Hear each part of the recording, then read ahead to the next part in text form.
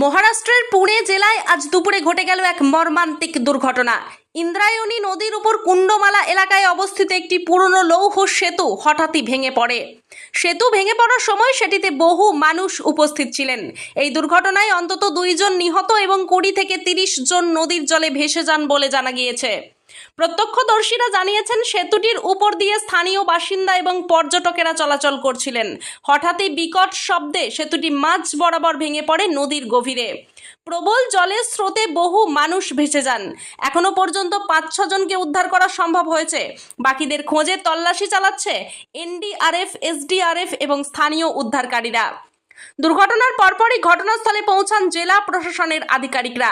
মহারাষ্ট্রের মুখ্যমন্ত্রী দেবেন্দ্র ফড়নবিস শোক প্রকাশ করে দ্রুত তদন্তের নির্দেশ দিয়েছেন। তিনি জানিয়েছেন, এই ধরনের পুরনো কাঠামোর জরুরি মেরামতি এবং পুনঃমূল্যায়নের কাজ শুরু হবে।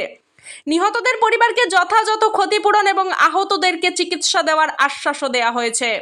এদিকে এই দুর্ঘটনাকে ঘিরে পুনে জেলায় চরম উত্তেজনা ছড়িয়েছে। স্থানীয়রা ক্ষোভে ফেটে পড়েন। তাদের দাবি, পুরনো সেতুটি সংস্কার না করে সাধারণ মানুষের প্রাণ নিয়ে খেলছে প্রশাসন। পরিবেশবিদরা জানিয়েছেন, অতিবৃষ্টি এবং নদীতে জলস্তরের হঠাৎ বৃদ্ধি সেতুর উপর চাপ বাড়িয়েছিল, আর এর সঙ্গে প্রশাসনিক অবহেলা যোগ হওয়াতেই এই বিপর্যয়। প্রশাসনের তরফ থেকে এখনো পর্যন্ত উদ্ধার কাজ চালানো হচ্ছে। ব্যুরো রিপোর্ট, সোজা কথা নিউজ।